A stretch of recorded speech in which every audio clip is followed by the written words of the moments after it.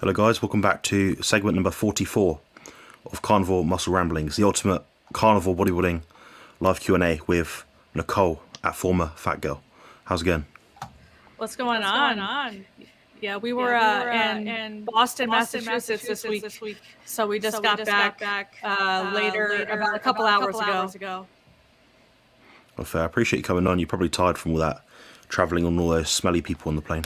They were pretty smelly. And people kept smacking me with their damn bags. Yeah. No, but it was a quick flight. It was about an hour and a half. Yeah, fair enough. Just so you guys know, Jerome won't be joining us tonight, so everyone's probably going to leave the chat immediately.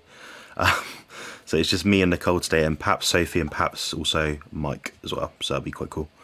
But yeah, I appreciate you tagging on today. I'm glad that you're able to be free at this time, because it's quite a weird time for you. It's not probably your usual sort of streaming time, but for me it works out all right. So yeah, hey, you know, it's all good. But yeah, hopefully Mike can join. He said that he's almost done with his workout.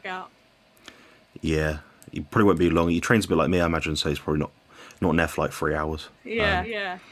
Brilliant. Well, guys, please put your questions in the chat. And yes, there is an echo. Unfortunately, that seems to be out of our control. So I've restarted my computer, my 2 video production programs, my audio program, and it seems to be that I can't flick from audio from one thing to the next. There is not a possibility of me doing it. So unfortunately, you know, it's just going to be a case of me talking, then Nicole talking, I think. Oh, so the people listening can hear the echo too. I thought it was just me. Yeah, it's very weird because I talk and then I hear myself talking back to me. What I may do is this. I'll press a different button. Hold on. Oh. If anyone's in the chat, please can you let us know if it's still echoing? It's still echoing. Okay, I don't know. So it's happened with the last 2 people I've recorded with free StreamYard, so you can imagine what that editing's been like. Oh no. Yeah, but what's going on? Joseph and Lance. We got Bob. We got Dimps the Alien. Please remind me, Dimps, what your name is. It's Laylita, I think. Layla? Yeah, it's still echoing. Yeah. I don't know. I'm lost. At least I sound okay.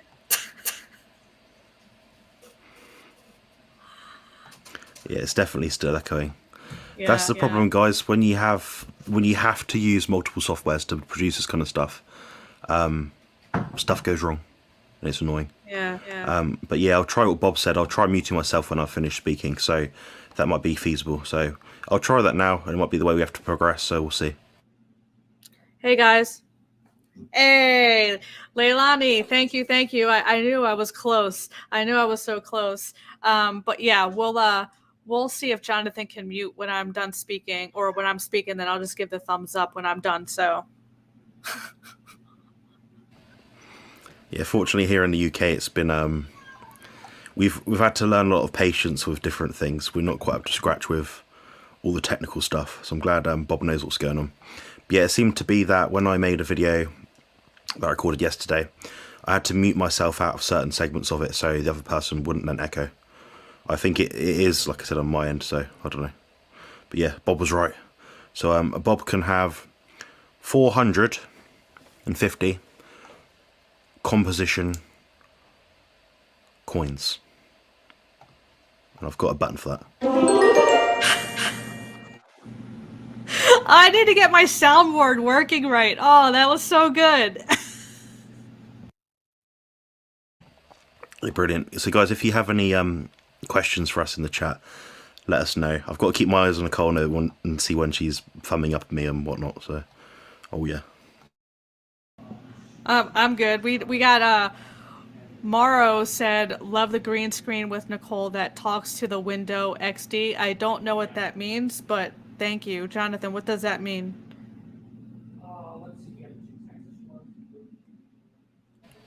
I don't know. I had a look. I'm not sure what it means or she means. Yeah, Morrow, what does that mean? I don't know. But we got Ben with some flexing and some meat.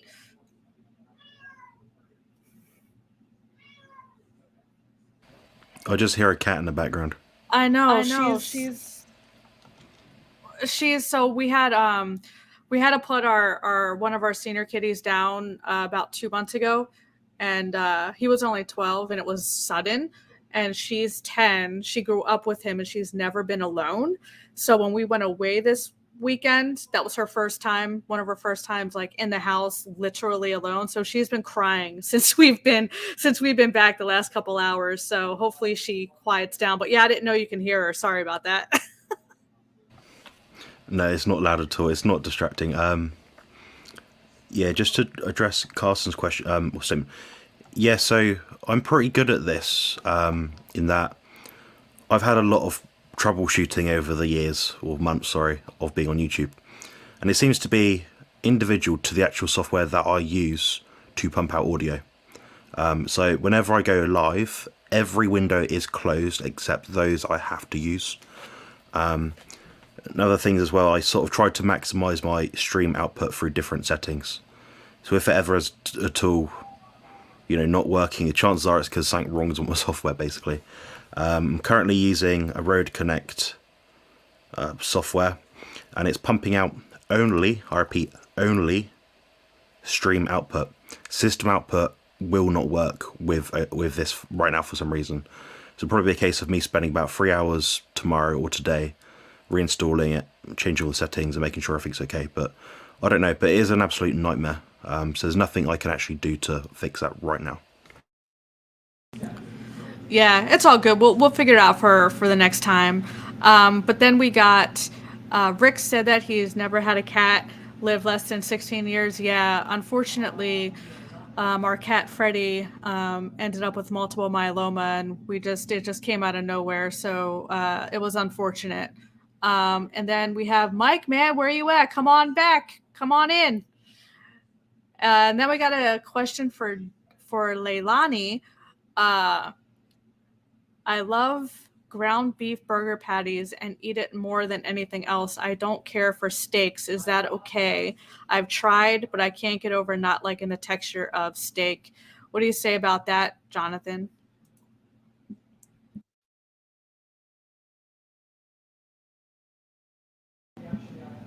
You're still muted. Buttons. Yeah. Yeah, I don't know many people that actually do eat steaks daily. I would say maybe less than 5% of people I speak to eat a steak daily. It's just all for show, it's all for media.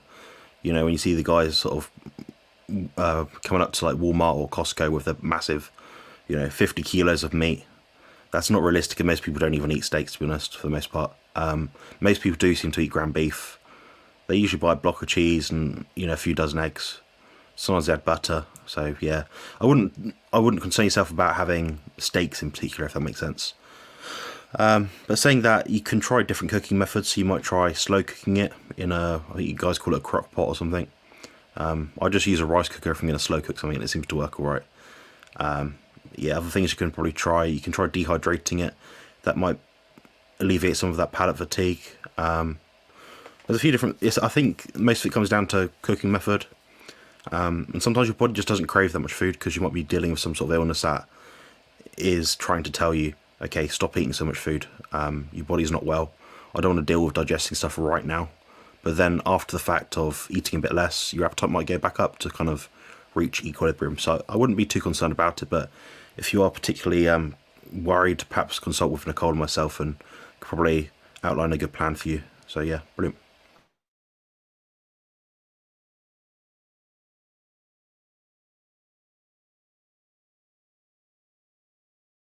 Oh, I don't eat a lot of steak buttons. I didn't eat a lot of steak before switching to low carb either. Jonathan and I will get these buttons down. But yeah, so I feel you there. I use a lot of cream cheese with mine, and it's good. I don't buy the fattier cuts of steak just because I don't like the fatty bits. So that seems to help. So I don't know if it's if you're buying the fattier cuts of steak, maybe try a leaner cut. Maybe it's just the type of steak you're buying. But I eat mostly beef. beef, butter, bacon, and eggs. I don't eat a lot of steak either. Sometimes I eat maybe once a week, but my diet consists of beef, butter, bacon, and eggs. So I eat mostly beef, burger patties. I'll make meatloaf and stuff like that. So you don't necessarily have to eat steak, but I would just mess around with different cuts of steak and just see if it's a texture thing. What the types of steak you're actually buying. Yeah, brilliant. What I'm going to do, guys, I'm going to try a different set of headphones, but I'm 99% certain it's because of the software on my computer and it has nothing to do with anything else. So after the fact of me changing it, if it doesn't fix it, I know it's that. So I've ruled it out there. So I'm going to change it out now because it's going to annoy everyone, I'm sure, having to keep muting and unmuting stuff. So drop in the chat while Jonathan is getting all settled. Drop in the chat where you guys are chiming in from. So I'm just outside of DC, and I actually flew back. My husband and I were in Boston for a long weekend for the last 4 days, and we actually flew back just a couple hours ago. And Jonathan asked if I can hop on, so figured I'd come and hang out for a little bit. But yeah, drop in the chat and let us know where you guys are chiming in from. I'm familiar with actually most of you. I know where most of you are from, but yeah, let's get a chat going on where you guys are from. Yeah, brilliant. Can you hear me at all? Yeah. Oh, okay. I don't hear. It's very faint. Do you guys in the chat hear an echo? I can hear it faintly, but it's not as loud. Okay. Let us know in the chat if this is better. Yeah, I think it's good. Okay. It's funny, when everyone gets patriotic about where they're from, everyone loves it. Yeah. Us English people aren't like this, for anyone that doesn't know. If you're English, your chances are you'll say you're from England. If you're from anywhere else, you'll say UK, basically. Oh, so we got Search for the Truth is UK, and then Morrow's England. Okay. Yeah. I always thought England and UK were the same, but I guess they're different, huh? Well, so UK is... So throughout history, England has always been England, which has been part of Great Britain and the United Kingdom, which are pretty much interchangeable. But the thing is, there's distinct differences between each country within that kingdom. So, of course, we've got Wales, Northern Ireland, and Scotland. So they're different countries in of themselves. So if I was to post something, say, to a relative in Wales or something, it wouldn't say United Kingdom. It'd say, it might say United Kingdom, Wales, then their address. It wouldn't say United Kingdom. It would be specific to their actual country. Yeah.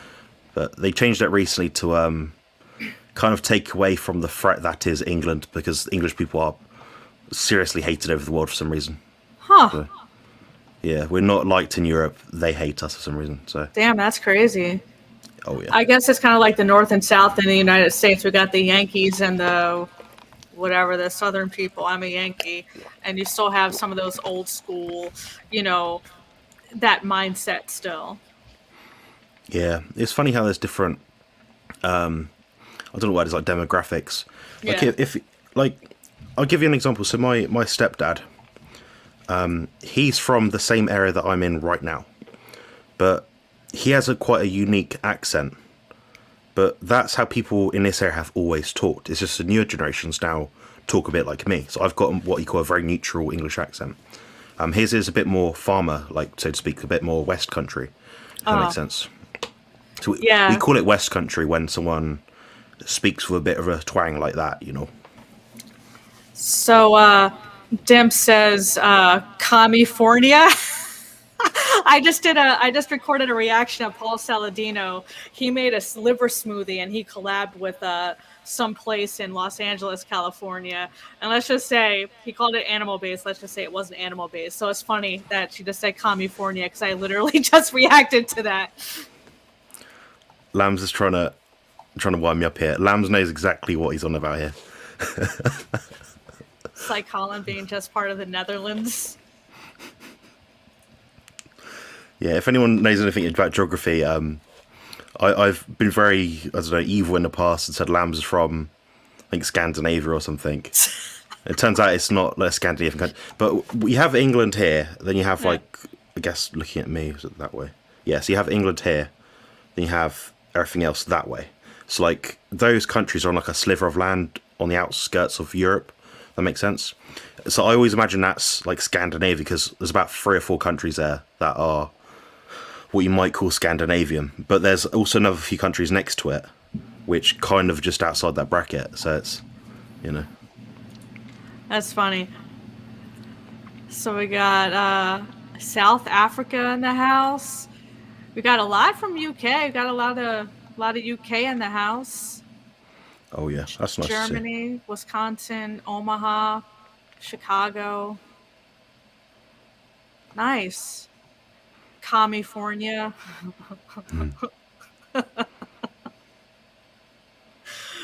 Yeah, so let us know if you have any questions, drop them below. Like I said, I just hopped on last minute. We're just here to just chit chat. Uh, Nothing particular, just about let's talk about what we chatted about a little earlier about um kind of like cycling and how you're eating, because I mentioned my weight loss is stalled, and to kind of kick it back in gear, I'm kind of doing a cycle. I don't want to say calorie cycle, but kind of like a cycle. So I'll adjust my intake. I'll have lower and higher intake days. So there are days I'll be OMAD, other days I'll be too mad, to kind of um, balance things out. And that seems to be working. But what are your thoughts on that? What are your top um, recommendations for weight loss stalls? That's what I'm currently doing, is just cycling my intake. Yeah, yeah. I mean, I think with a lot of people, if you're particularly active on some days and less active on other days, you'll find there'll be a slight deviation from your baseline intake just for your appetite. Mhm. Like I've got clients that maybe train in a gym once to twice per week. The day of that and perhaps the day after that, they might eat a little bit more. And how that would apply to someone that maybe isn't quite doing resistance training all the time, or they're not overly active doing like daily exercise. You might just say, okay, I've been on a quite a regimented diet right now. I've kind of not lost any more weight. I've plateaued, like you said. In that kind of instance, you might raise their intake of food maybe for 2 days. In a lot of cases, that'll probably do it. So evidence to support my claim, at least anecdotally, is anyone that's ever had a day or two where they've had like popcorn at the cinema or a bit of extra food. You know, you have your meal, but then you have like a snack with it, sort of thing. So you've eaten a bit more. What people usually find is the days after that, they'll actually start to eat more food because their metabolism has raised because they've reset their leptin levels. So that's what might be useful for you. But then I think on the other side, you could also be too exact and too precise with it, and that might cause some issues downstream. So you might start, okay, I need to calculate 10% higher intake or 20% higher intake. Then you kind of throw off your own body's natural hunger signal, so it could be problematic there. So yeah, I think like food or energy or mass cycling is useful.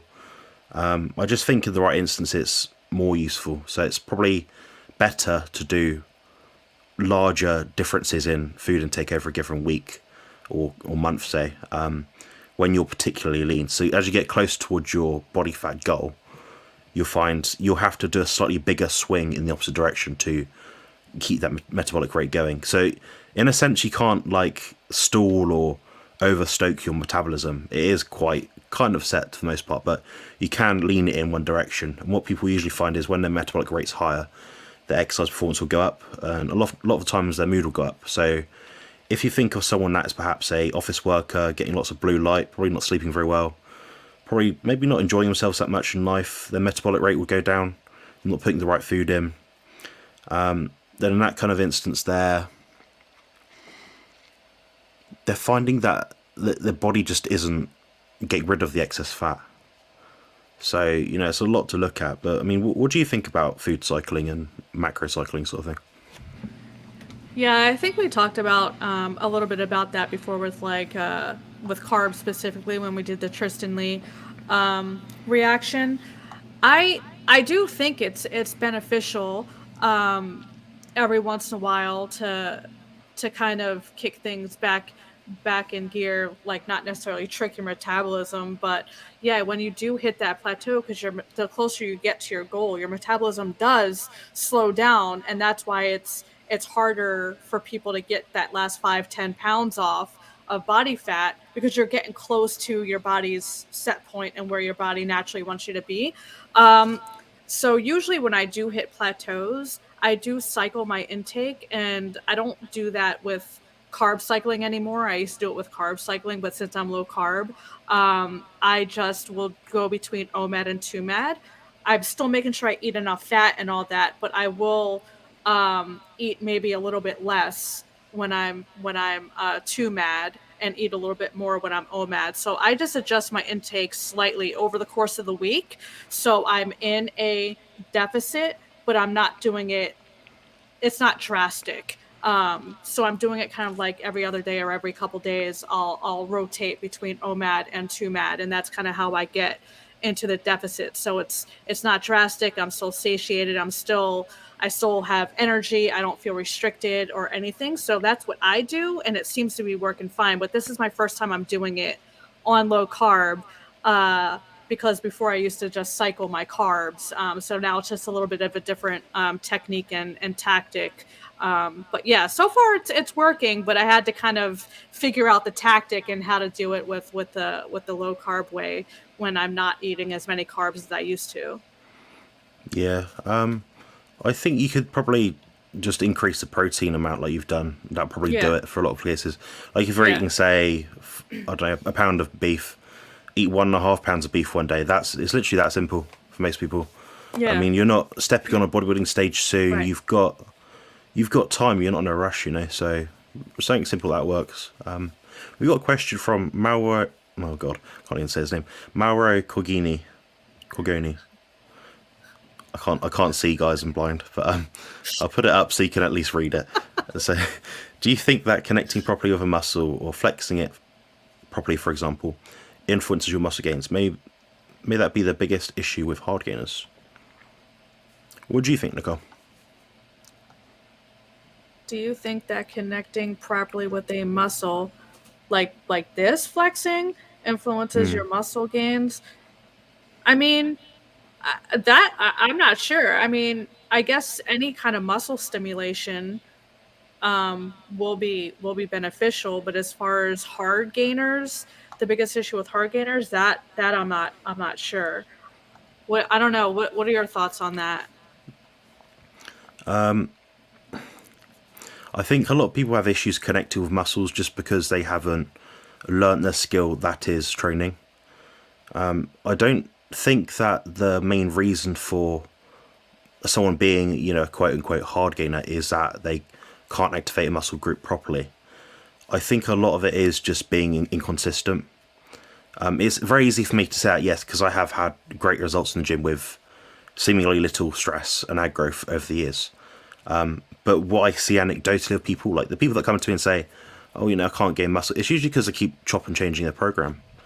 Usually they're quite high stress people, quite anxious, people that can't quite stick to a program. They're always trying to cut and bulk and cut and bulk. That seems to be the main issue that I notice, so it's not appropriate goal setting. The other thing is just like I kind of went into like the consistency aspect of it. So you have to say, particularly if your goals are like to build a lot of muscle, so substantially more than what the average athlete might have, you're going to have to try really hard. It means you're going to have days where you're not necessarily hungry, but you'll still have to try and eat. So you have to keep on top of that protein requirement. And outside of that, I mean, there's a few things you can do, but pardon me, sorry. But I don't know how effective they'd be because I'd need to speak to someone on a case-by-case basis. But if I'm honest, in nearly every instance I've found where someone tells me they're a hard gainer, where they've seen me tried it, or it comes down to mostly they're not eating enough. They're very anxious. They keep chop and change their plan. They don't realise how long it takes to build muscle. It will take a really long time. It doesn't. You won't go from, I don't know, Mo Farah to, I don't know, John Cena in about 3 years. It will take you probably about 2 decades. So make sure your goals are realistic. It always comes down to goals at the end of the day. Yeah. That's a big thing with the protein that you mentioned. A lot of people, when they're trying to build muscle, are trying to build muscle and cut or drop body fat at the same time. and that's hard to do. So they kind of slash their intake and they don't eat enough to account for the activity and the weight training they just did. So that's a huge thing. At least in my experience with my clients, a lot of them don't increase their intake a little bit to account for their physical activity. And then sleep is a big thing too that oftentimes gets overlooked. So that's the only other thing I wanted to add. Yeah, I think the biggest bottleneck is, at least people that are able to train hard consistently, is the recovery aspect. You can only build as much muscle as what you can allow yourself to recover from in the gym. Yeah. It just won't work otherwise. So it's a really good point. Got a question from Joseph Nebeka. I'm probably going to butcher all of your names, guys. But I don't mean disrespect. I just can't read. Just accept I can't read. I got you. How is your coffee absence going? I'm guessing that's for me. Yeah. I have had caffeine in the last week, but thankfully it's not every day. So I'm not sure if I'm going to go back to abstaining long term. My goal initially with the initial cut, like cold turkey, cut it out, is I didn't want to be addicted to it anymore.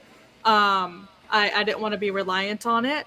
And I feel like I'm not, because if I have one day, I don't feel the need to have one the other day. So I don't know. We'll play with it, but yeah, I'm still consuming. I'm back to consuming caffeine. I just started trying to reintroduce it this week just to see how my body reacted. And I'm not addicted anymore. So we'll see if I cut it out completely again or not, but that was my initial goal, was to just not be addicted anymore. I didn't want to have that reliant on a substance as addicting as caffeine. Yeah, that's fair enough. I did actually get a question from one of the members of my channel. It is in response to me updating this as a live today. So Zbigniew was asking me about coffee and its effect on training, recovery, exercise performance, and any kind of experience you might have. So I'm just wondering what you've had to, what you think towards that anyway. As far as having caffeine, kind of like a pre-workout or coffee or whatever. So yeah, it's a false sense of energy. A lot of people like the pre-workout or even having a cup of coffee because of workout before a workout, because it gets your adrenaline pumping and you're literally just running off adrenaline at that point. It gets you kind of like, that hyped feeling. But it's not necessarily the type of energy you want. And that's why I kind of cut it out to no longer, because I was addicted. But yeah, that's the only reason I used alcohol. Caffeine. I did use pre-workout before I worked out because of that, like to give me that extra pick me up. But it literally just stresses your body. It does elevate your cortisol. It does release your adrenaline. So you're literally running your workout off cortisol and adrenaline. It's not good. It's inflammatory also. And doing any form of exercise is going to naturally inflame you.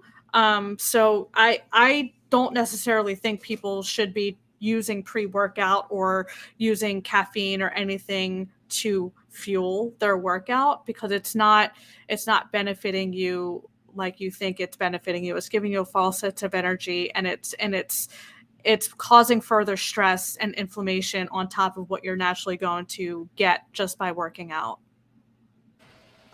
Yeah, I think that's well said. I think the only instance where someone might use a caffeinated drink is when they have to work out.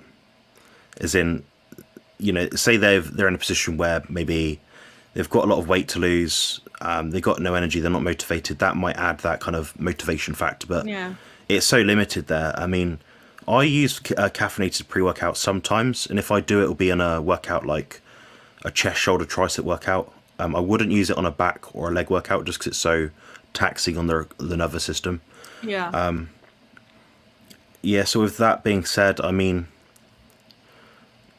you're only going to be using it if you want to be stimulated. But you have to accept, like Nicole said, that will have an inroad on your recovery. That will increase cortisol.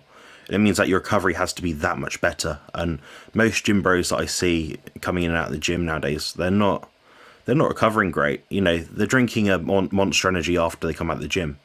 They're going to eat a pasta pot with some sweet corn and, I don't know, maybe some like lean tuna, and they're not giving the body all the nutrients that they might need. So I think it's a tool, but it's not a tool that should be used very often, if at all, really.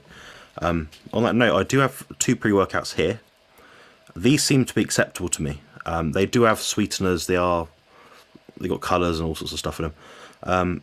They've got some useful things that I've put in a video recently. So citrulline, taurine, a few other amino acids. I've got another one here. So they are quite useful. They do seem to improve my mind-muscle connection.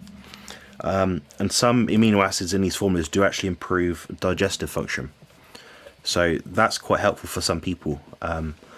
I quite like it because it makes me get in that ritual to train. You know, like when people say, "Oh, I can't go to work until I've had a cup of coffee," that sort of thing. So for me, it's a bit of placebo, but a bit of, it kind of does a bit towards my endurance and maybe my pump a little bit in the gym. That's what I find.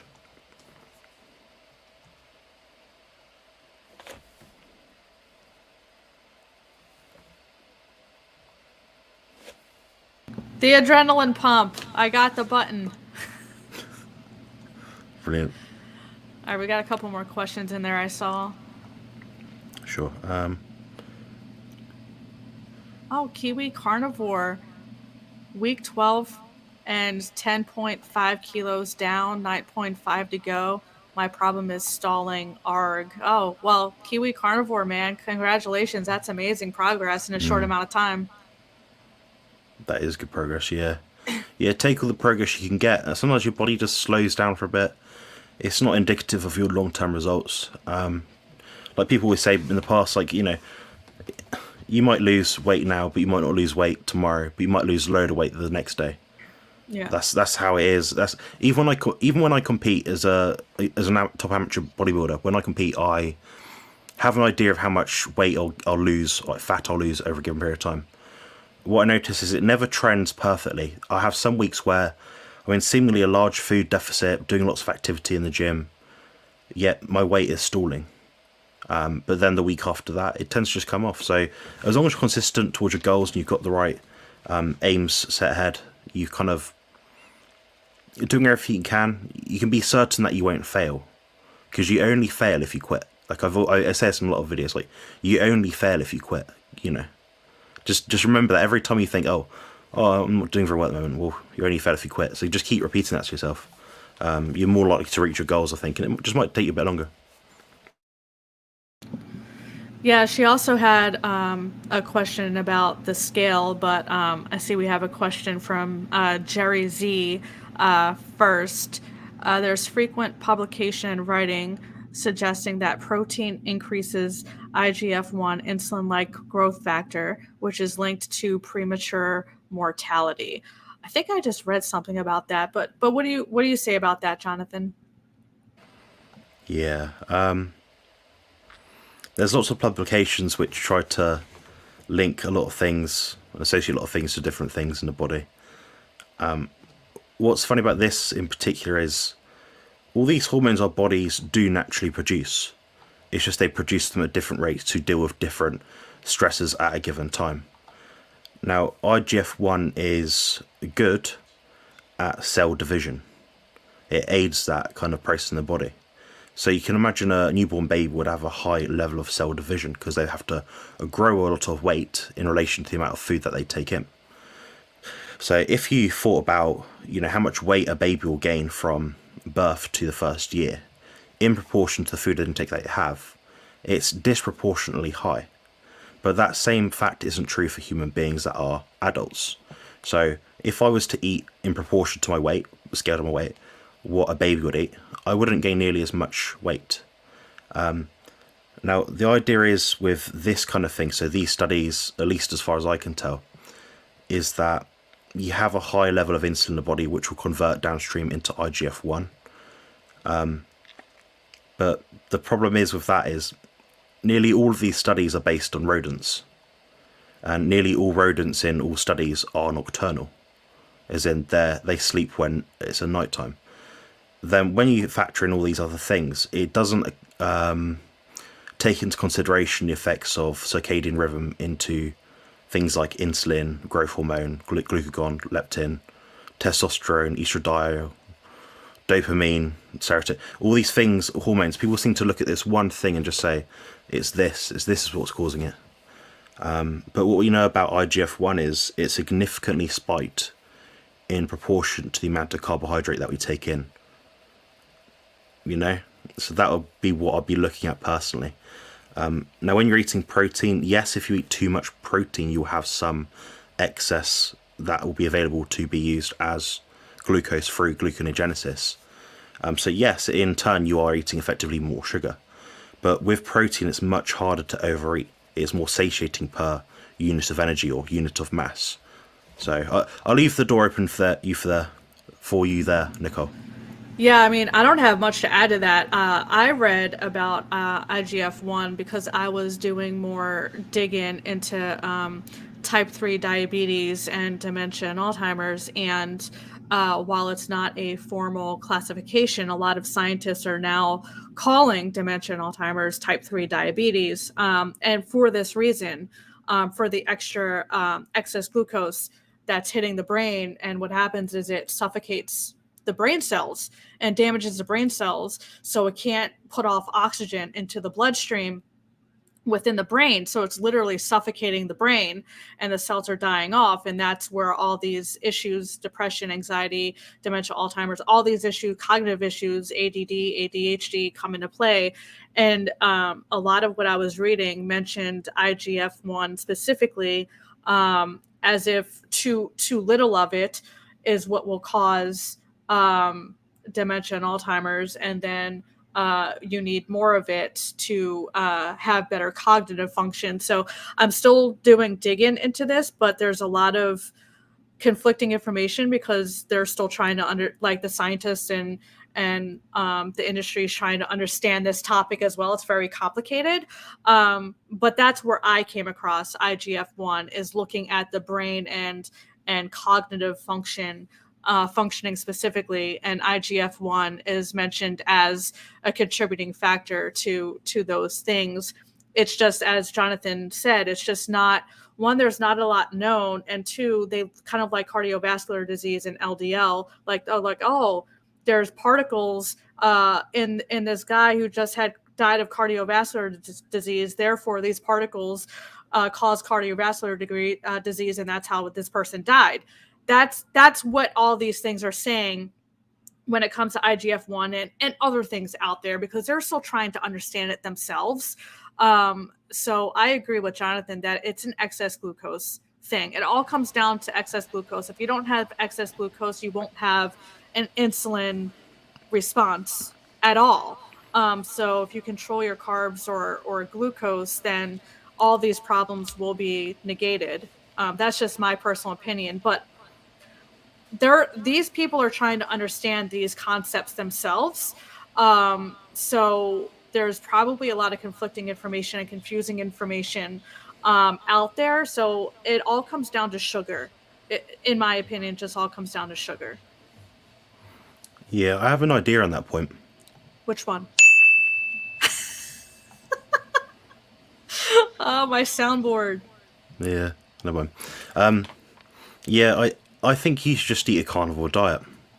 So if, for example, you're to eat a meal with protein, fat, so imagine you have a bowl of eggs.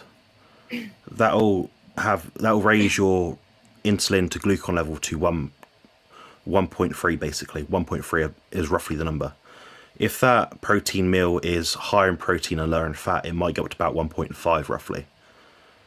Now, if you then eat a potato, it'll go up to about 4. And you need insulin to produce IGF-1. So that kind of tells the story in itself. So people are looking myopically in a reductionist manner to kind of understand, okay, this is what's causing this, but they don't look further back in the picture. So it's better just to get to the root cause, in my opinion. But we've got a guest with us now, so I'm going to introduce her if I know how to. Hold on.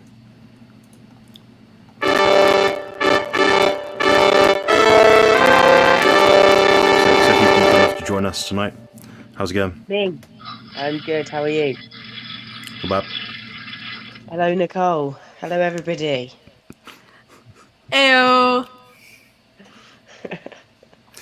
Sophie, do you have any thoughts towards this question about IGF-1 signaling and premature mortality?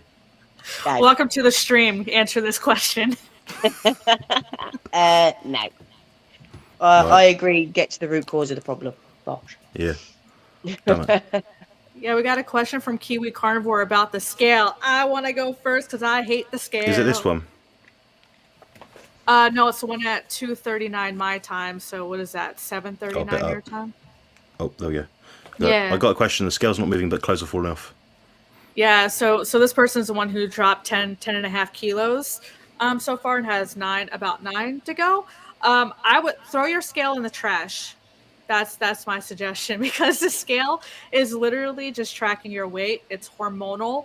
It's based off your hormones and the water fluctuations, the levels in your body. That's literally all the scale's tracking.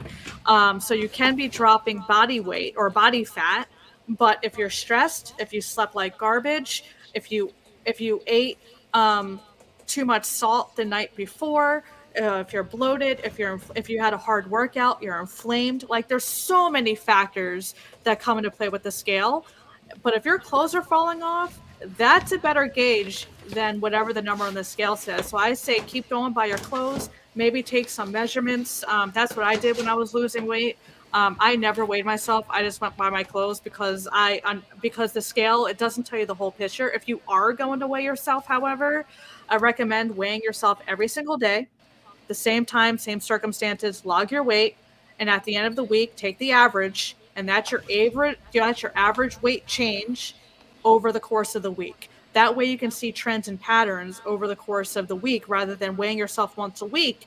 And if you had one thing that affect the weight, you're not going to see that pattern or trend. But if you are going to weigh yourself, I recommend doing it every day and just taking your weekly average or throwing your scale in the trash.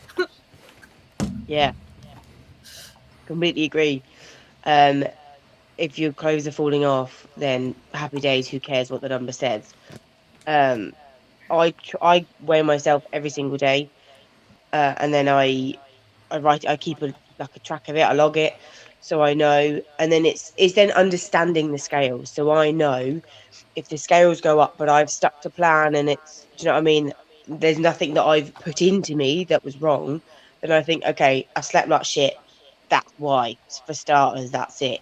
I drank later than normal. I had a higher salted meal in the evening. I ate later than normal. It's all understanding the scales. Like you say, there's so many reasons for your scales to go up or down, which isn't fat loss. It could also be that you've gained muscle, but because it's denser, it appears heavier.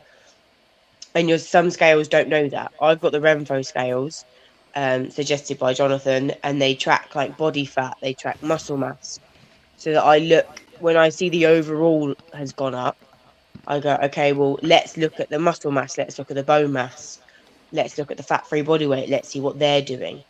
Because it, like you say, it's hormones. Hormones are a bitch. So I don't know who this Kiwi Carnivore is, whether you're male or female, but hormones are a bitch.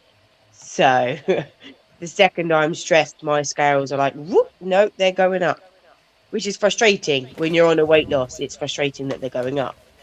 But yeah, take measurements. I didn't take measurements, stupidly. Take pictures, though. Try and get the exact same pose at the same time, like once a month or every couple of months if you don't like pictures. You don't have to show anybody. I do it to take comparison pictures and progress, so I can, because I have to physically see it. If I look in the mirror, I still see that 150 kilo person staring back at me. It's not until I make those pictures and then I send it to Jonathan and he'll analyze them to be like, well, look, your arms are smaller here, the waist is smaller here, your thighs are more toned. That then helps, even if the scale, like at the minute, my scale is still fluctuated 1 to 2 kilos since March. But we've done some comparison pictures, and actually on one of them, the scale weight was heavier, but I looked smaller in that picture. And it was the exact same, like I stood in the same position, I was wearing the same, like leggings and a sports bra. And I was stood the same, taking the picture the same, and I looked smaller when the scales were heavier. So take the win, my friend. Take the win if your clothes are falling off. Very good. Yeah, sorry, I forgot I was hosting them. My video feed keeps blurring. I don't know why. I'm having all sorts of I don't technical know. difficulties. Yeah, so we're having an issue with the echo on the stream again, apparently. Oh, okay. Yeah, I'm certain it's from my end, but I don't know how to fix it at this point. So. I mean, I don't have headphones in, so I don't know whether it's me. No, it's definitely me. It happened earlier with me and Nicole. Oh, okay. Yeah. It's better with his headphones in, though, with his headset on. Mm. Yeah. Feels like a new headset, though. Have you upgraded? No, I've got several headsets. I've got about 6 set of headphones. I just prefer the Never found a pair. smaller back ones because they're a bit more discreet. These make your head really hot as well. Well, yeah, I suppose. Yeah. You just want me to look cool with a set of headphones on. No, I don't like wearing these at all because you can hear people's annoying voices even more. Oh, gotcha. We'll just move one. Just block me out like you normally do. It's all right. Yeah, that works all right. I don't know if there's any more questions. There are a couple I saw scrolling. There's one about antioxidants. There's let's see what time. I can't see the chat, so I can't help you folks out. Sorry. What's up, TF Celox? I probably butchered the heck out of your name. Becky. Tivana on the trail. I just came off 4 days of caffeine after 93 days off. Holy cow, not the drug for me. That 6-hour half-life is a killer. Yeah, can you tell me about antioxidants? Where do you get them? Do we really need them? And what we need them for? Cheers. He must be British. British. He's British. Cheers, mate. Cheers, mate. What you got, Sophie? I can't talk British. That was British. Well, apparently I have an accent, and it's not a nice one to listen to. Someone was like, "You talk like London." Oh, jeez. Antioxidants. Do we get them? It's in your foods. If it's a nutrient you need, it's already in your carnivore foods that you're eating, your animal-based foods that you're eating. Do we need them? Yeah, it's in the food that you're having anyway. And what do you need them for? Survival, really. What is the role of antioxidants in the body, specifically on a detoxification level? Flush that shit out. Basically. Oh, Yeah. all right. That was a stab. Yeah, it defends about from like free radicals, invaders, or whatever. It protects your cells and all those things. And yeah, you can get them from your food, like meat, poultry, all those things. Of course, people promote citrus and berries and all that stuff, like blueberries. But of course, there's that whole bioavailability issue, right? But your body does naturally produce its own antioxidants as well.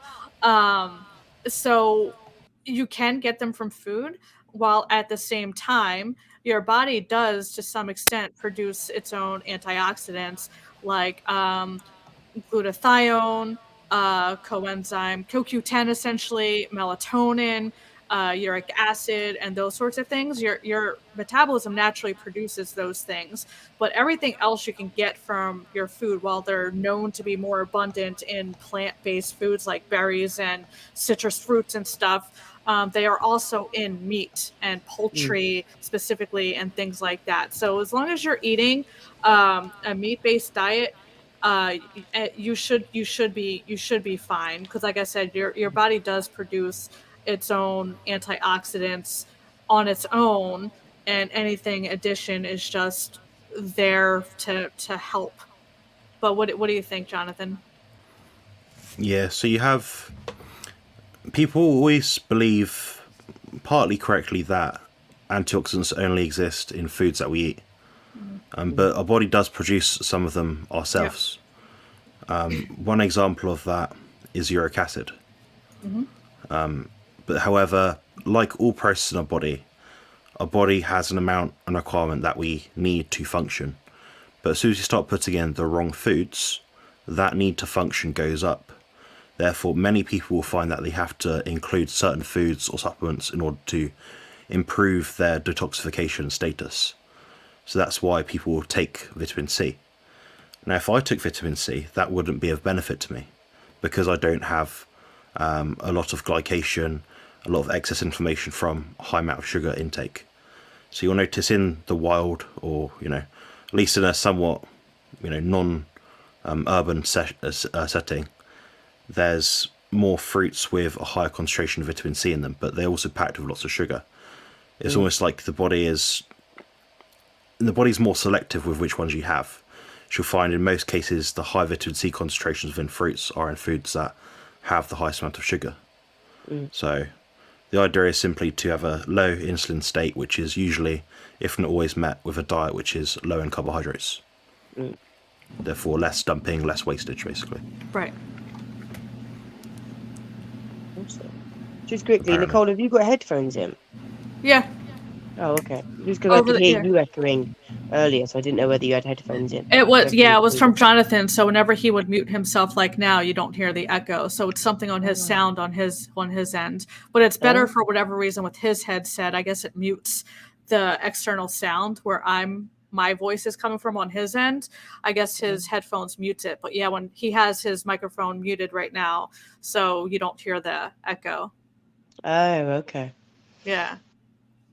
It's all Jonathan's fault. Yeah, it's my fault. Bloody I'm just going through the chat for questions. Yeah, there's more questions, but someone wanted the link to your powder. Searching for truth. Can you link those powders, please? Yeah, so I posted what the names of them are. I don't know how useful a link would be because they might not be able to purchase it with those links if they're in a different country. So I suggest just finding them because they are both UK brands. So if you type it in Google and the names that I outlined, then you'll be able to find them quite easily on a Google shopping search from, I don't know, lowest to highest price or whatever. So Matt's got a question. Just a personal anecdote. I suffered with lifelong acne into adulthood until I went carnivore. I almost immediately stopped breaking out after going carnivore. What's your explanation of this? Nicole, what experience do you think? I mean, yeah, one, I'm not a skin expert or acne expert, but I know it's probably from the oily skin and from all the sugar that you're eating, that's just how your body's responding. So I'm of the belief that a lot of these things that happened, like eczema, I've heard of people, getting rid of their eczema on carnivore. I believe all skin issues, because it produces oils on your skin from your body trying to excrete the stuff out. So maybe that's where the acne comes from and things like eczema, all these other skin issues. And when you get rid of those inflammatory sugary foods, like the processed foods, the carbs and all that stuff, your body's inflammation naturally goes down. Your skin has time to heal. Your skin's likely not as oily either.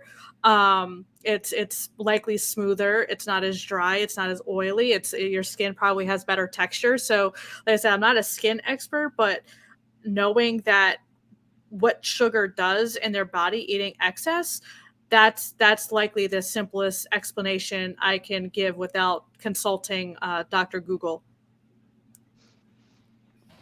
Sophie, what do you think? Yeah, the same. I think it's likely that like the sugars and the added foods that you don't need, it could be that you were overeating, you were eating too much, and obviously your body didn't know how to get rid of the oxalates, and that's how the oxalate dumping obviously was just constant, and it came out as like acne. Because if you notice almost immediately that you stopped breaking out, then your body's not having to dump anything that it doesn't need, because obviously it's using everything. So yeah, I've got a completely contrasting opinion. okay. I think that you get used to this one. If I think something, I usually say it. I don't usually leave it on the table. No. I think that acne is predominantly caused from, of course, there's a few things, but for me, it's going to be poor hygiene and an inappropriate hormonal profile. So that would usually mean that someone is getting in the wrong fat source. Mm-hmm. So I'm thinking of every time I've ever had McDonald's fries in the past, I break out about a day after it. I get a few little spots from my beard, maybe. But I don't get the same thing if I eat a bag of Skittles. when I've worked with people in the past that have, particularly younger people, they've complained about issues with spots and stuff like that. It usually comes down to different medications, weird skincare routines where they're sort of putting on perfume and makeup and loads of stuff and chemicals. And lots of seed oils, I think, is probably one of the biggest things. I just consulted Dr. Google. Says scientists believe that following a low glycemic diet, which but it's just the lower starchy, carby foods, may reduce acne because this diet eliminates spikes in your blood sugar. So it's essentially your body reacting to the sugar. But that's what the first link says with Dr. Google. But it can be any number of things. I know poor hygiene is an obvious one too, but when it comes to diet specifically, I instantly almost go back to sugar.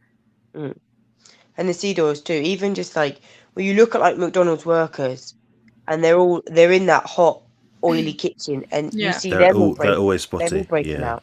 Yeah. They Even the may older not be ones. eating it, but they're around it and they're inhaling it, and it's obviously it splatters everywhere. So yeah, it's probably a mixture of a couple of different things. I mean, I'm pretty sure, Matt, it's not you putting makeup on all the time. I'm going to take a stab at that, really. I'm going to assume. Oh, yeah. I think Sean from the Carnivore Trucker has kindly put the links in to those products. They seem pretty useful. Just be careful if you're going to use them. I'm not prescribed in 21. Someone just asked me what they were, so I'm just telling you. So they're not. It's not my advice to take them. It's just something I use, which I quite like. Which powders are these? These are obviously when I think come on. The full pump one. So you've got the grape one, I think. Oh, the pre-workouts, yeah. Yeah, and the polar pump one. Oh, the nice. raspberry cream one. Yeah. Oh yeah, I like that one. Yeah. So I got a question from Susie, and she asked, how do we know when we've reached an ideal body composition for our age? Will we naturally just stop losing weight when we get there on carnivore? Sophie, what do you think?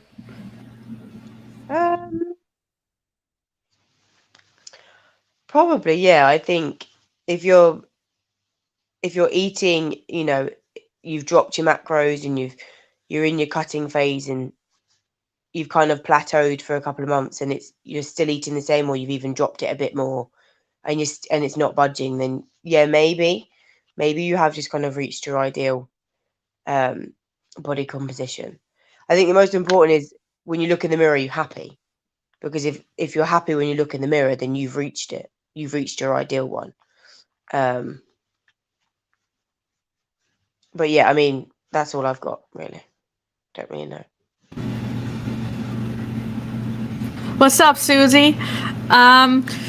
Yeah, the kind of something similar. I don't think age, with that whole BMR stuff, BMR or BMI stuff, and all that with the age, weight, height, all that crap.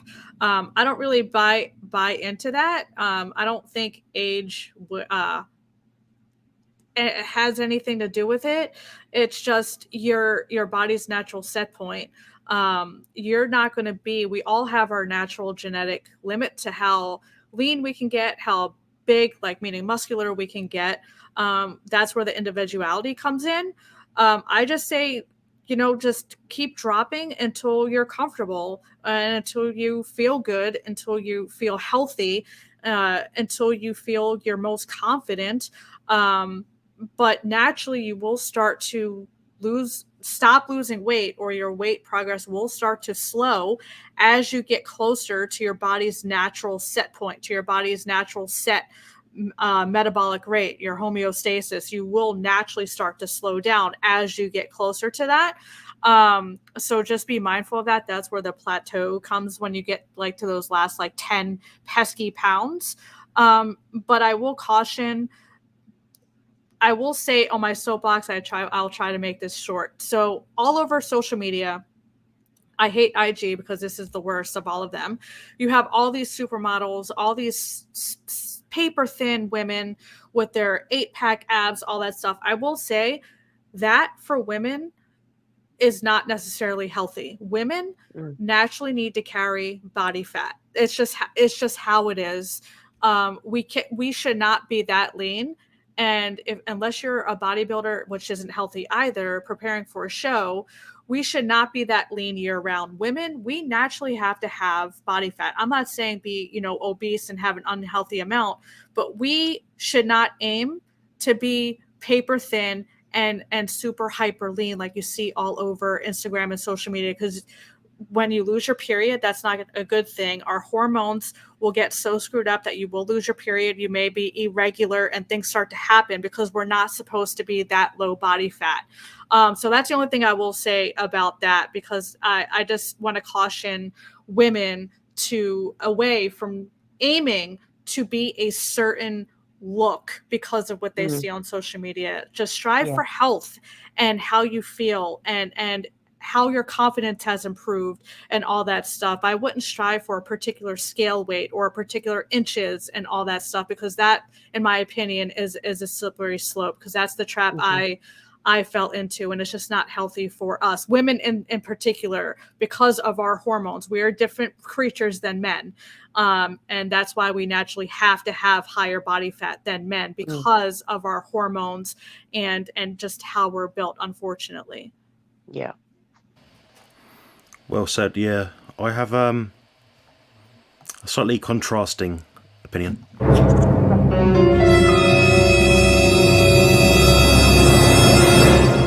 I hate you so much and your soundboard. I can't even hear it myself. I can't even hear it myself. I could just see it's on. It's good. Don't worry. All right, that's right. It's really capping out that sound bracket when it's in there, so it should be loud. It was. Good. Yeah, so I kind of think we should use some kind of marker, some objective, some sort of number, some sort of metric. I made a video maybe a month ago, something like reverse aging or reduce aging, something like that. It's one of the best videos, most informative, most useful videos for the most amount of people that I've ever made. It didn't get many views, sadly.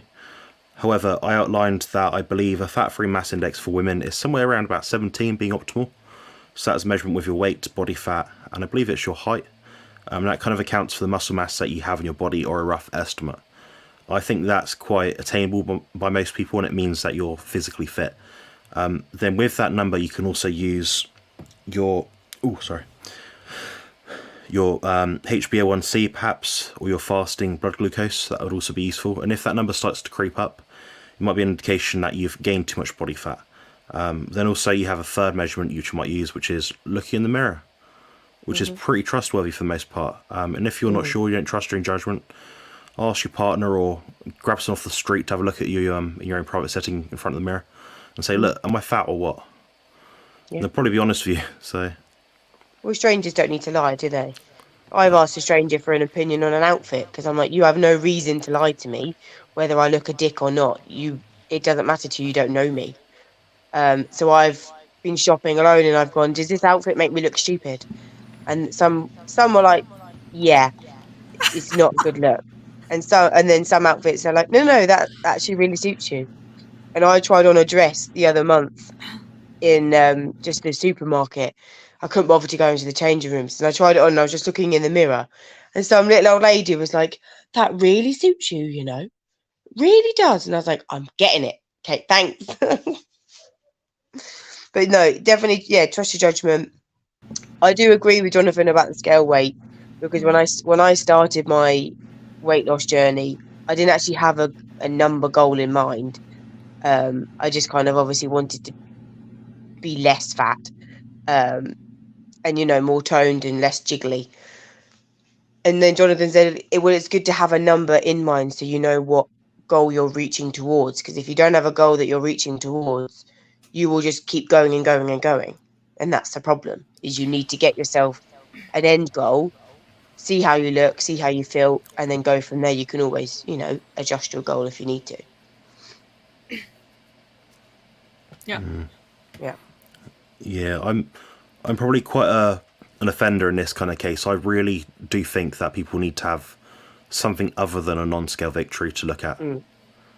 I think for someone, obviously it's very individual. Someone, perhaps like an average, by average sort of terms, like an average looking person in terms of their body fat, they probably don't need to worry about their weight. But if someone's like 300 pounds, I mean, come on, you don't need to be 300 pounds. Look at that scale and tell yourself you're not going to eat until you're 340 pounds. Yeah. Try and have a number in mind, even if it's just a rough estimate. And just try and hope, if you are over fat, like it's obvious you're over fat, then yeah, just try and titrate it down. But if you're the average person, look at yourself in the mirror, your average sort of build, you probably don't need to have these obsessive numbers. I think it's quite specific. Yeah. Yeah. Well said. I liked all your points in that one. I think you raised some very good, very sensible points. Very informative. Sensible. Yes. Yes. Oh yeah, social media is a bitch, and it I does hate it. portray such unrealistic expectations. And I don't think just for women, like I think for men as well, where they're all airbrushed with their fucking 12-pack and everything, and they've got to have the biggest guns. And then I think every man then goes, well, I don't look like that. No one's going to want me. Well, no, as long as you're healthy, that you don't have to look like a fucking supermodel all the time. Yeah. Just like all these bodybuilders, I'm sure they're not 5% body fat all year round, because it's difficult to stay that lean. It's difficult to get that lean anyway, but it's difficult to then stay that lean constantly. It's not what's the word? It's not normal. Let's be honest, it's not normal. And I think social media doesn't help, because they airbrush everything. People only show the sucked in photos where they look their absolute best, and nobody looks 10 out of 10 every second of the day. Okay, I am sat currently in t-shirt and shorts after work. I am not looking a 10 out of 10. So That's a 10 out of 10 to me. just chill. You Oh, see, I made shit. an effort for your video. I know. Oh yeah. I could have Right. still been in my work uniform. I'm in my work uniform. Well done. I could bother to change uniforms. I just got out of the green one. I have to travel a long and treacherous journey to get to work. You quite do. a Yeah, bit right? different. So far. Yeah. Yeah. It's quite rigmarole. Yeah. We've got a question from Rick. I always like his questions because I know it's going to be fun. Yeah. Is it possible to avoid sarcopenia without a structured workout program if one eats a carnivore diet and is physically active throughout life? Nicole, what do you think? Okay. For those, just in case there are people who don't know what sarcopenia is, it's the loss of lean muscle mass. It happens as you age. It actually starts in your late 30s, early 40s, and progresses once you reach about 65, 70. So over 65, it starts to progress. It is a natural part of aging. That's just what happens, as well as the loss of bone. I don't believe you can prevent it, but you can slow the progression a lot through work, obviously weight training or resistance training, stuff like that, whatever form of workout you want, just to keep your muscle. But also, if you're on a carnivore diet, you don't have to worry about this, but eating enough protein and all that stuff. The problem with our aging population and why sarcopenia is so prevalent is because they're eating excess carbs. They're not eating hardly any meat, any animal foods at all. It's all sugar and carbs and that sort of stuff. That's why it's so prevalent. And that's why it accelerates super fast for them. But if you're on a carnivore diet, and I know Rick's been a carnivore for 40 plus years, you don't have a problem with your diet. I would definitely include weight training, resistance training, and that sort of stuff. So you can't prevent it, but you can absolutely slow the progression for as long as possible. 100%. I think a lot of the older people, they don't move enough. Right. I take a lot of old people home, like to and from hospitals. That's part of my job. And you can see the difference between some where they are more physically active, even if it's just walking to the kettle and back, whereas obviously some can't move. And they don't then do anything. They don't even pick up like a half-kilo dumbbell and move their arms around. So yes, I think structured workout program, which obviously can be tailored depending on your age. We're not saying go and deadlift 80 kilos all the time. or shoulder press 100. Do you know what I mean? It's, you got to do something. I don't have one. I just got. So yeah, like you say, it's not, you can't prevent it, but you can slow it. So keeping active, the correct diet, enough protein, enough fat will help. Yeah, well said. I don't know if I've got anything to add to that. I'd imagine if Rick's as active as what he says he is most days, he probably doesn't need to add anything to his workout regime. I'll probably look at yourself. If you don't have any tests done, just find out when was the last time you broke a bone and why did you do that? Was it because you slipped and fell on a sofa, or was it because you might have had a spanner through at you or something? You know. So, Yeah, my camera's really blurry. It's because you were holding your pet stuffed animal in front of the camera and you threw it off. Yeah, I turn all the autofocus settings off deliberately so it doesn't happen. I also have no light bulbs in this room, by the way, guys. Oh, you're not. You've taken it out. Yeah, I had a lot of complaints over the last few months about my lighting, so Susie I have says a light great panel. answers. Susie says great answers. Thank That's you. good. Yeah, you're welcome. That's us too. Andy's in the house. What's up, Andy? Sean, thank you for helping with the chat. Kim just got here. She's chiming in from work. Hey, Kim. So sorry, Kim. Sana's here. Feel Declan. free to show your love with some super chats if you really love all these answers. Yeah. Yeah, they're pretty good. Yeah. Johnny's here as well. Johnny's from Harris Parnos channel. Oh, what's up, Johnny? Hello. I press the button. Ah. Oh, let me choose the button to press. Hold on. What happened? Feel free to sub to our channels too if you like us. We heart you. Subscribe to Nicole's channel, which is at former fat girl. You can subscribe to me if you want, but I don't really mind. I'm just trying to get 5,000 subscribers, so if you could, that'd be quite helpful. Why is that, Jonathan? Why are you trying to get 5,000 subscribers? I'm trying to get this specialist Yu-Gi-Oh tin 25th anniversary box with 6 prismatic ultra rare cards and a selection of booster packs. Damn. For my playing experience. Yeah. Okay. Yeah. Very good gift. That's a special treat if he gets 5,000 subscribers. Damn. I don't have a special 1K treat. Oh, he got one of them as well, didn't you? 500, 1,000, 5,000. Yeah. What's my treat for 1,000? I don't know. I sent you a super chat like a week ago. Oh, thank you. Your husband for that. Oh, okay. Ask your husband. We have to figure something out. I think the first one I baked him or made him something, and then it's depending on what he's wanting at the time. I want a ninja cream eye. I want a creamy, however you say it. I want to make some protein ice cream. A cream eye. I know. Cream eye. eye. One. Yeah, they're good. All right, excellent. Sean. We're sorry, Sean. We got you. Sorry, slight detour there. What's your opinion on lean beef patty? She's on IG and YouTube. Are you guys? I'm familiar with her. Are you familiar with her, Jonathan? I don't speak to anyone or check what anyone does online apart from about 5 people. Okay, so I've only seen a couple of her videos, so I'm not super into everything she does, but I know she's very, very lean. I mean, lean beef patty. She does eat a lot of meat, but she's one of those people who moderates everything and kind of like has food freedom. So she'll eat whatever she wants, and doesn't have guilt, which I like. I like the food freedom aspect of it because I finally came to that and it's amazing. But other than that, I'm not 100% familiar with her content. I think she does her best to put out good information. I think she has a great physique. And I think overall, I think she eats okay. But yeah, outside of that, I'm not 100% familiar with her.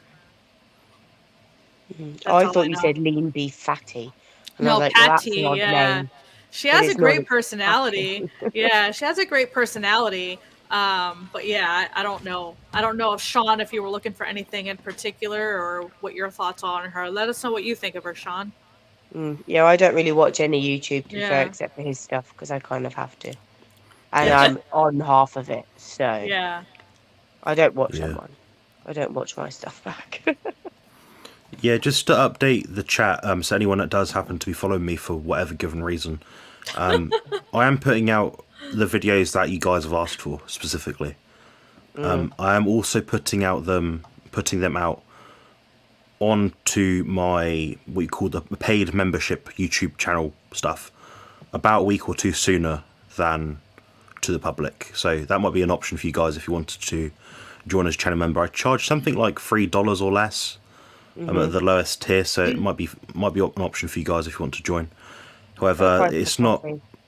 Yeah, cup of coffee. It's not. It's not a paywall, so to speak. It's more of a early access kind of thing. So if you guys want that, you want to join, feel free to. It'd be quite helpful. And when Nicole does also have maximal monetization privileges, also join her channel as well when that is I have available. membership. You can join my chat. You're a member, Jonathan. You can. Oh yeah, I I press have a lot of buttons. members. I forget. Yeah, I have memberships and all that stuff. I just can't get ad revenue, so I'm monetized, just not the higher level monetization yet. So I can do super chats, stickers. I still don't know what they are, but I get them. I can get them, and I have membership. Which Sean is a member, Carnivore Trucker. That's why he's been helping out in the chat. I think everyone Don't worry should about subscribe to subscribing Sophie as to well. me. No, I'm alright. I've only got 3. And Sophie's one gonna of be them's first probably me. first to 1 million with 0 videos. Right? I think That would one's me, happen. one's Jonathan, and I have no idea who the third one is. That would happen. I'm So aiming for Jo- 10,000 by the end of 2024 Nice. and 200,000 by the end of 2026. Oh, Yeah. Dan. I got to really think about his treats when he hits Yeah. his targets. It's every 1,000. Is it? No, I think we agreed to then go 750. 7,500 and then go 10,000, didn't we? What? Yeah. Because I have a feeling we went 500, 1,000, 3,000, then 5,000. Yeah. And so then we're going to do 7,500 and then 10,000. And then I'll I think- decide from there, depending on your demand. The treat's the most important factor, I think, because I think it's an endless pit trying to get more and more subscribers. Like, I'm sure there's someone out there that's like, oh, I've got 10 million subscribers. Oh, now I need to get 100 million. Like, does anyone actually achieve their goal, or is it just you always want more and more? I don't know. Yeah. I'll have to make like a massive carnivore cake one day. Like I did Massive for his one. birthday. I made him a carnivore cake. So he could still enjoy his birthday. Yeah. I didn't do any tasks on my birthday. You never do anyway, so. No. Try not to. What's some causes of slow recovery? Rubbish sleep. Rubbish stress. That's Rubbish. when we say rubbish in front of everything. That's the word of the day. Rubbish. Just, yeah, stress of any kind anyway, and a poor night's sleep. Yeah. I think people really underestimate the importance of sleep. Because you can physically function and your eyes are open and you're moving does not mean you're doing fantastic. I can survive off 2 hours sleep. I'm a mother. Doesn't mean I'm doing fantastic. It just means I'm moving. Yeah. Another thing is like going too hard all the time.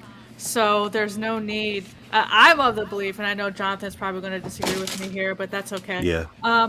I know, but that's okay. My opinion, we can have differing opinions. I don't believe you have to go to failure every single exercise of every single workout of every single day. That is stressing the hell out of your body. So I'd say that can slow recovery down. Just the types of workouts you're doing, how hard you go, how often you go. Because every time you work out, it's stressing your body, and you need to have you need to allow your body time to recover. And if you don't allow your body to recover, your recovery is going to constantly slow, and of course you can get injured and all that stuff. So that's just one thing that I just popped into my head. But go ahead, Jonathan. Disagree. I think most people wouldn't even have the capacity to train to failure if they wanted to. No. So I think I don't think you're wrong actually. I think Okay. that for me, I like to train to failure because my musculature has come to this point by training close to failure as I've progressed. So as you get bigger and better, stronger, faster, sort of thing, you have to increase the intensity level of whatever given activity is in order to match what your output or your desired outcome is. Now, the current literature is suggesting that somewhere around 3 reps in reserve is adequate and a sufficient stimulus to build and develop muscle mass. However, there are a lot of limitations to that research in particular. I think that most people that are perhaps 3 reps in reserve are actually about 5 or 6. So I think it's not even a reliable data set to look at if you're trying to look at what they're doing in the gym. But getting back to the question, which is slow recovery, under eating, under sleeping, or sleeping less than you need to, trying to force things. So I'm going to do an hour run today. I'm going to train today when I feel like crap. They're things which will hinder recovery. And again, it always every single time comes down to goal setting. Yeah. So people tend to obsess about all these odd things like, oh, I've not got my 5 sessions in this week. Well, okay, we shouldn't be doing 5 anyway for the most part. You should be doing about 3 or 4 if you're trying to build maximal muscle. In a lot of cases, people will actually train less than that. I know people that train once a week or less. It depends on the demand that you put in your body in a given workout, and also your level of training. Like, I can get more out of 8 sets of my training than most people get out about 40. But when you see me do my sets, you can understand why. I leave nothing on the table. But yeah, recovery is a big topic. I probably need to make a video on it because people do ask about this a lot. But a lot of the times it is people don't listen to the goals that they set themselves. That in most cases they don't listen to the goals. The goal is not to go to the gym 4 times a week. The goal is not to eat 500 grams of protein per day. The goal is to do what is required to meet your. The objective is to meet your goal, which has different requirements based on what that is. So people always forget that. I think. Yeah, I have nothing else to add to that one. I think people do overdo it because I think Most cases. they think more is better, whereas actually less is more. Like Jerome, he does his 18-minute fitness. He works out for 18 minutes. He does maybe I think 1 set of everything. Well, look at his physique. He's still muscular.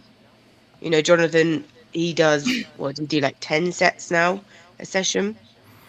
I'm doing somewhere between about 7 and 10 sets, guys. So I'm doing under 40 sets per week. Yeah. You know? And look at his physique. It seems to work. Shit.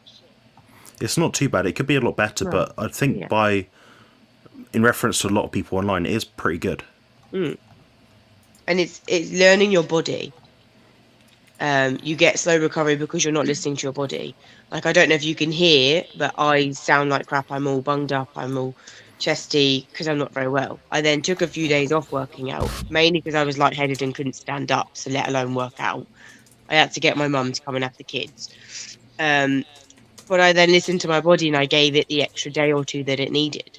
I then worked out on Friday. And I noticed just doing a simple workout, I was breathless quite quickly because I'm still quite chesty and I'm still quite bunged up. So I then didn't work out Saturday, I don't think, and then I worked out Sunday. I gave myself that extra time. Yeah, well said. Sophie, it seems that you're involved in care or the health industry. How do you get on with knowing carnivore is up to way for us to eat and the backlash towards it? Yes, I am an ambulance care assistant. I am patient transport. So I am a posh taxi for old people in and out of hospitals and care homes. The patients don't really know how I eat because it's not tattooed across me. And my co-workers, my crewmates will make a comment of, oh, okay, that's all you're having, or, oh, so you literally are just eating meat and cheese. And I'm like, yeah. Correct. And to be fair, they ask about it and I say, look, you don't need this and this. Your body does everything it needs to. And I think they just go, oh, okay. And then they'll continue however they want to eat. I don't force it upon anybody. They ask me a question, I'll answer it. So I don't really get much backlash at work anyway. It's normally with family and friends that don't understand, that just think I'm crazy because I'm on a weight loss journey. But I just think I'm going to do what I'm going to do, whether you like it or not, to be honest. Yeah. As long as I'm happy. That's rubbish. I know, right? You need to get that as a Cheers, soundboard mate. thing. Cheers, mate. Cheers, mate. So American. Cheers, mate. Cheers, buddy. But just do you. If you're happy, you're happy. Like I've started to introduce fruit and vegetables into my diet. Now I know it's not optimal.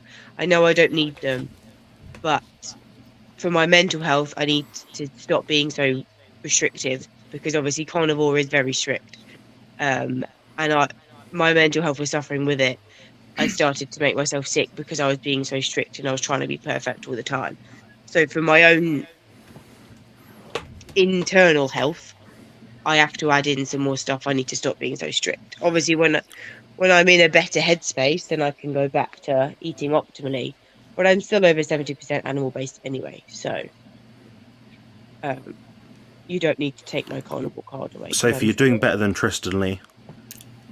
Yeah. I looked at his macros. I worked out his calories, and he is actually 70% plus. Damn. By caloric value, plant-based. So How's he was that carnivore. then? Now he's plant-based. Plant-based. He's near enough vegetarian, but he Oh, just well, has a high that's protein rubbish. take for like That's shakes and rubbish. stuff. You know, Rubbish. Rubbish. Rubbish. No, I would never go vegetarian, and because I like meat too much anyway. So yeah. We have a super chat. Well,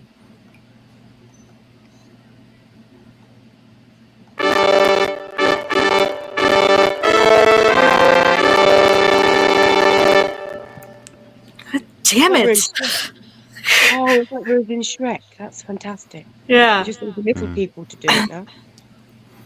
Yeah. Can you get little people across the screen?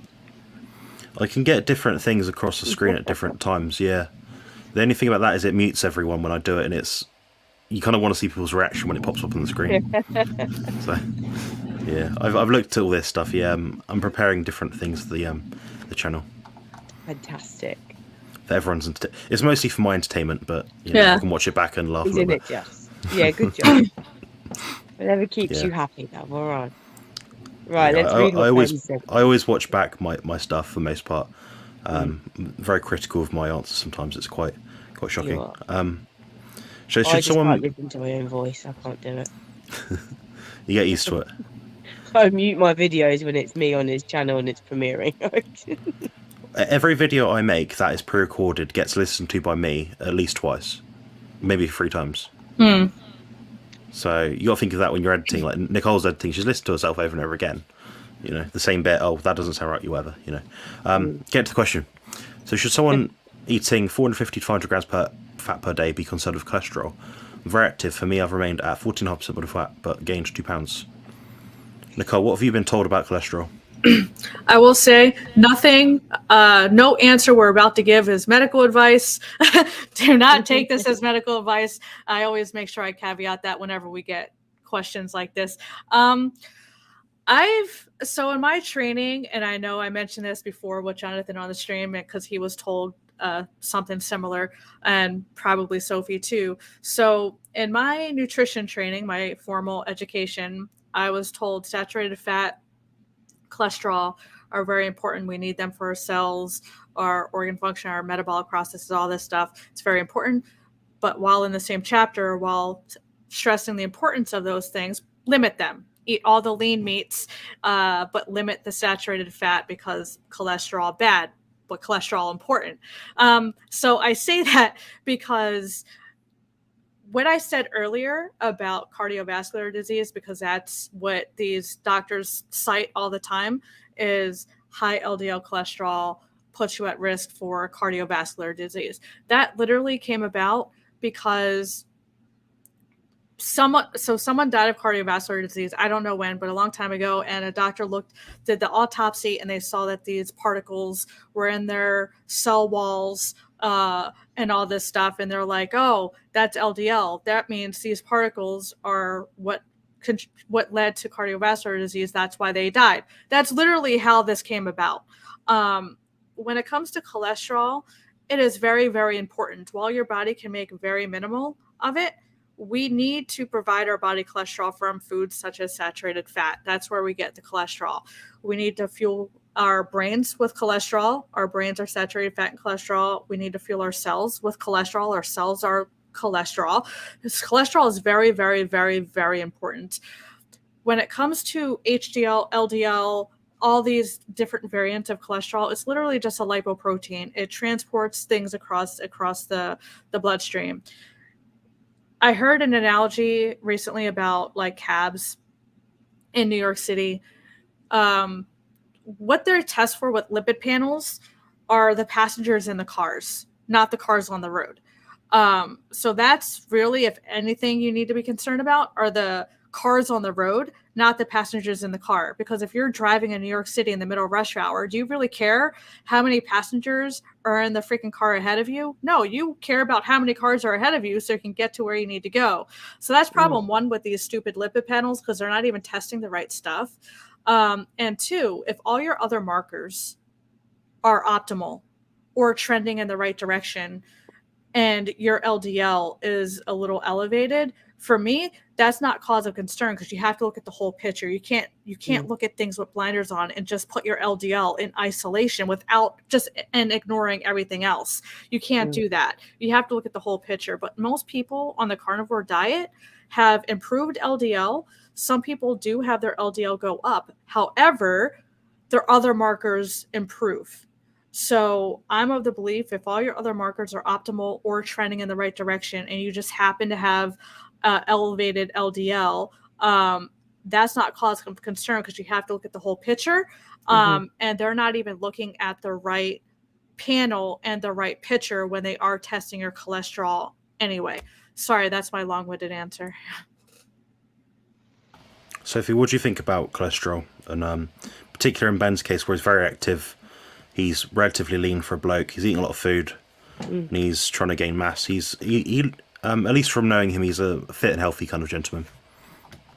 I don't think you have a reason to be concerned. I don't have anything else to add than what Nicole said, to be honest. I think she's summed it up pretty good. Yeah. I personally wouldn't be concerned at all. I wouldn't be looking at cholesterol numbers at all. Usually when people talk about cholesterol, it usually just means, is there plaque increasing the vasculature within your increasing in the vasculature within your cells, of your blood vessels? Probably not. I mean, if you're looking at it from what we find in biopsies, about 1% of a vessel will have cholesterol in it. That is the block. The block is about 1% cholesterol. Maybe 2%, I don't know. It's something like that. So it's obviously not causative. It's a marker that your body is dealing with something as a repair molecule. So it might be, if it is high, it's dealing with something else.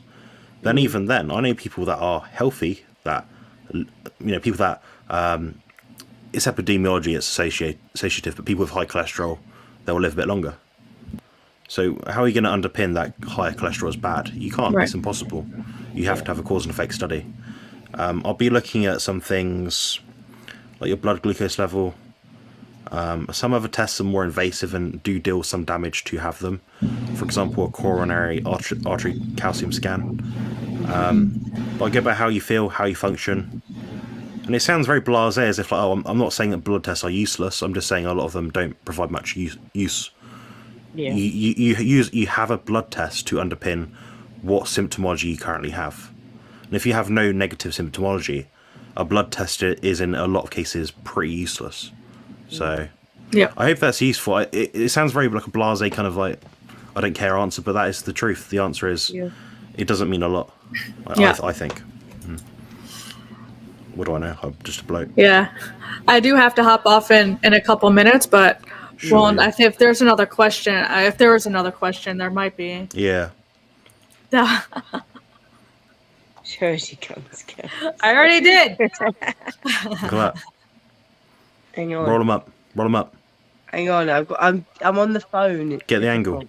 Get the angle. It's all about the angles. IG, baby. Brilliant. That was pretty sick. I forget it's reversed and I get The swans confused. are sick. This is my weaker arm. I can't show this one. Yeah, let's get to the last question to make most use of Nicole's time. She's kindly donated to me and her fine following. Because I'll be going as well because it's late here. There was a question I can't. Okay. Yeah, I thought there was. I may have. Sean didn't like Jonathan's sound. Oh. Don't know who that is. Aw. I thought there was another one, but maybe not. There we go. How do you avoid scurvy in a carnivore diet? Do you consult with gingivitis? Yeah.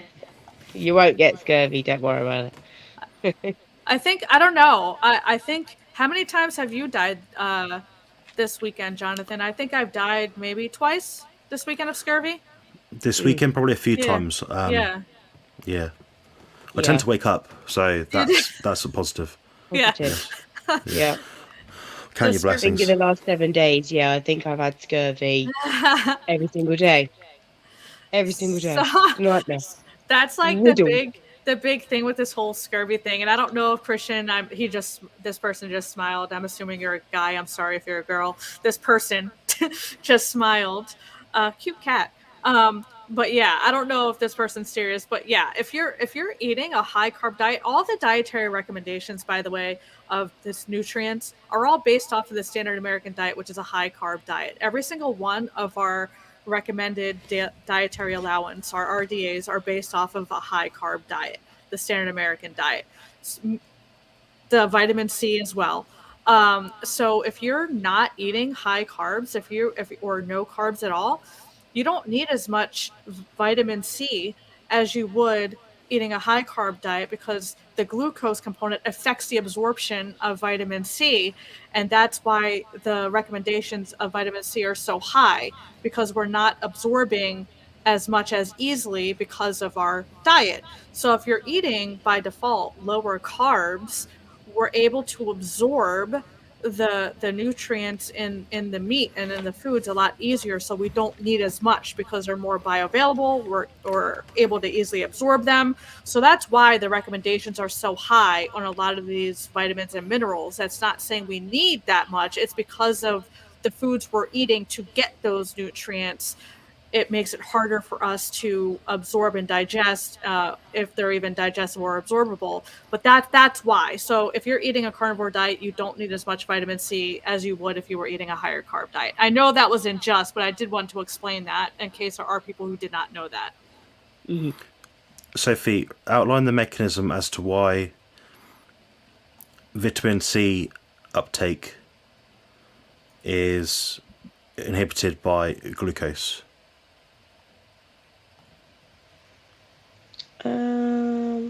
Mike just answered that. There you go. Yeah. Is that the alien ding? I don't know. I'm not quite sure on the correct terminology to use. So Mike is right in his explanation there. Yeah. I'll put it on the thing. There we go. Glucose is always preferred for absorption before. I have to get it closer. Sorry. Ascorbic acid by GLUT1 transporter. Exactly. That is basically what I was going to say. But they did it. Bollocks. Pretty much. Bollocks. Rubbish. Talking rubbish. Rubbish. Rubbish. I need to get that on a soundboard, I think. I need to get a British soundboard because I sound too American. Rubbish. Rubbish. But no, don't worry, Christian. You're not going to have scurvy. Do not panic. Yeah. Have you ever heard of Dr. Joel Wallach, who advises taking extra minerals because we're all most likely deficient in the 60+ minerals our bodies need? I know a man who survived leukemia with minerals. I have no idea who this doctor is, but I'm going to look him up after the stream. Yeah. By the way, thank you, Ben, for the super chat as well, in case I didn't say that. And yes, I've received your request for consultation, and I've sent the link in due course. Excellent. Nice. Excellent. Yes, so yeah, I think a lot of people have different ideas about specific vitamins and minerals. In most cases, it's because they've treated people with those things and they've seen anecdotally in their experience that something has been beneficial. I just wonder how closely it can be interpreted that these fixes or these health modifications have come from that specific supplement product itself. It's not a controlled environment. Yeah. I was going to say, to outline deficiency, you have to prove symptomology. I don't really see people running around saying, oh, I'm deficient in 60 minerals. So I kind of understand the question. Yes, there probably are people out there with significant deficiencies in certain minerals, but all 60 of them? I was gonna say, what's their diet look like? Because if you're in a plant-based diet, if you're a vegan, you're deficient in more than just B12. You're deficient in about 15 different vitamins and minerals. But if you're on a varied animal-based diet, I don't want to say just like steak and butter. If you're on a varied carnivore animal-based diet, you're fine. I don't know. I'm trying to think if I'm deficient in anything nowadays. I'm not deficient in aluminium or titanium. Huh. I've got a surplus. Me too. Added gains. Oh yeah, that's true. Have you? Yeah, she's got something wrong with her. Oh yeah, I have titanium in my knee. Oh. I'm Oh, I feel I'm a left corner out. I'm a corner bionic. Oh, I feel left out. I don't have any metal. Oh, you want some? I got some on my wrist, but it's There not you go. built into me. Let's look at that. Show the audience that lovely bracelet. Hang on. Oh, Where's get the camera? angle. Oh, yes. Oh yeah.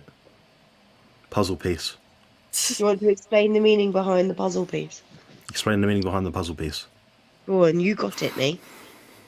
I don't know. It looked good. Shall I tell them, or do you not want to come across like a soppy man? I don't care what gets distributed on my YouTube channel, as long as it's user friendly and maximizes monetization status. Oh, okay. Well, because I'm his missing puzzle piece, he got me that as an anniversary present. So now every year he just has to buy me a charm for the bracelet for anniversary. So he's really made it easy for himself. Yes, that Because was a he good can idea. be cute and have emotions. Sometimes. Not very Yes. often. Not very often. I did once, I think, like the other week, I think. Yeah, that'll do. Told me he loved me at some point. Yeah, Mike's after the fibre. He needs some psyllium husks and milled linseed and stuff. Grains. Chai seed thingies, whatever they're called. Chia I think seeds. you're muted. Coach Greg Miss. did a grocery haul, so he must be referring. I did a grocery haul on Coach Greg, and I put in the description I want Bart K to do a reaction video of this. That would be so funny. It was so bad. God. There was a video that came out by some kind of 5-minute body expert or something, with someone called, who I quite like some of his principles, Ted Neiman. Basically, she's saying I'm carnivore, but she's not, and he's saying I want to say stuff about carnivore diets, but I'm not carnivore. Yeah. Everyone's basically interviewing him at the moment for namesake, not necessarily because they agree with what he says. They're trying to put someone on their platform that's quite popular to get more views, basically, which is something that I don't think I'll ever do. I just want people on my channel that say sensible things that I agree with to promote good information. Right. Now, he was proposing the idea that we have a diet with very high protein, relatively speaking, probably very high by most people's standards. Then also coupling that with either fat or carbohydrates with as much fibre as possible, from what I could interpret. So yeah, I'm not the biggest fan of that idea. I think it's like that fullness satiation, where you're trying to swell your guts up with all this different insoluble fibre. I think that's daft. Yeah. Like, why do you want to put something in your stomach, Sophie, that doesn't really digest or do anything? It just adds bulk to your stool. Like, what purpose does they give you? It just binds the nutrients, inhibits calcium absorption, could cause calcium depletion and osteoporosis. and can reduce uptake of certain minerals and vitamins in of itself anyway. So And hormones. yeah, the old hormones, estrogen. Yep. That's the one. Cool, guys. Well, I am That's going to bounce because hubby and I need to go get some grubs. We're gonna wrap it up, I think, as well. Yeah. It's late for us as well. Yeah, it's quite late. It's about 3 o'clock in the morning. Yeah, no, it's not. No, I'd look even worse if it was 2 o'clock in the morning. I'm gonna press a button before we go. Let me press a button. Okay, you press the button. Well, we have to say bye to the people, but go ahead. Bye, everyone. See ya. What?